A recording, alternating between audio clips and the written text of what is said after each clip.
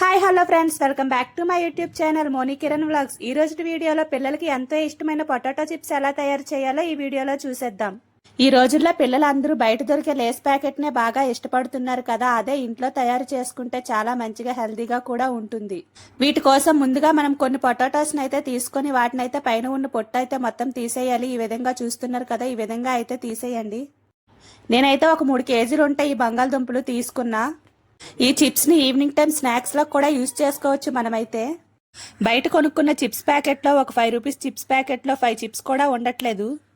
ఆ ప్యాకెట్లో చిప్స్ కన్నా గాలే ఉంటుంది సగానికి సగం. అందుకే మనం ఇంట్లో ఈజీగా ఇలా తయారు చేసుకుంటే ఎప్పుడు కావాలంటే అప్పుడు పిల్లలకి చిప్స్ అయితే ఫ్రై చేసి ఇవ్వచ్చు. ఇలా పైన పొట్టు మొత్తం తీసేసిన తర్వాత ఆ బంగాళదుంపలను అయితే వాటర్తో క్లీన్ చేసుకోవాలి. ఇలా క్లీన్ చేసుకున్న బంగాళదుంపల్ని అడ్డగా స్లైసెస్గా కట్ చేసుకోవాలి. నా దగ్గర మిక్సీ ఉంది, దాంట్లో అయితే వేసేసా తొందరగా అయిపోతుందని చెప్పి. మీరు కట్ చేసుకునేటప్పుడు పల్చగా కాకుండా దలసరిగా కాకుండా మీడియం సైజులో అయితే కట్ చేసుకోండి. ఇలా కట్ చేసుకున్న అన్నింటిని వాటర్లో అయితే ఒక 2 టైమ్స్ అయితే వాష్ చేయండి. పొటాటోస్ తొందరగా రెడ్ కలర్లో అయిపోతాయి కదా, అలా అవ్వకుండా ఉండాలంటే పటిక ఉంటుంది కదా పుల్లగా ఉండేది, అది యాడ్ చేస్తే తొందరగా రెడ్ కలర్లోకి అయితే రాదు. తరువాత స్టవ్ మీద ఒక బౌల్ పెట్టుకుని దాంట్లో వాటర్ వేయాలి. మనకు రుచికి సరిపడే సాల్ట్ని అయితే వేసుకోవాలి. తరువాత దాని మీద మూత పెట్టుకోవాలి. కాసేపటి తర్వాత తీసి చూసుకోవాలి. వాటర్ అంతా బాగా బాయిల్ అయిన తర్వాత మనం కట్ చేసి పెట్టుకున్న బంగాళదుంప ముక్కలను అయితే దాంట్లో వేసుకోవాలి. తర్వాత కాసేపటి తర్వాత అయితే పక్కకు తీసేయాలి. అంటే బాగా ఉడికేంత వరకు అయితే ఉంచొద్దు, ముద్దలా అయిపోతాయి.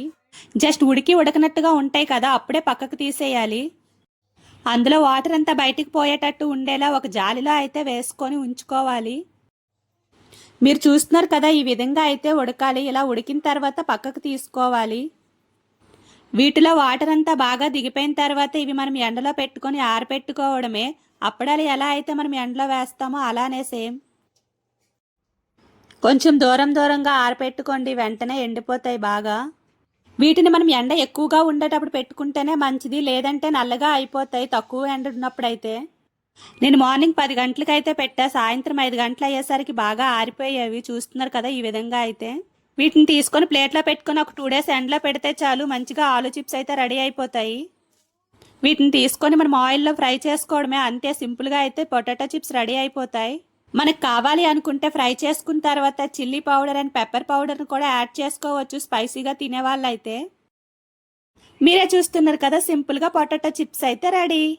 మీకు కనుక ఈ వీడియో యూజ్ అయింది అనిపిస్తే నా వీడియోకి అయితే లైక్ చేయండి, షేర్ చేయండి, కామెంట్ చేయండి, సబ్స్క్రైబ్ చేయడం అయితే మాత్రం మర్చిపోకండి. మా పిల్లలు అయితే చాలా ఇష్టంగా తిన్నారు. Thank you for watching. Bye bye.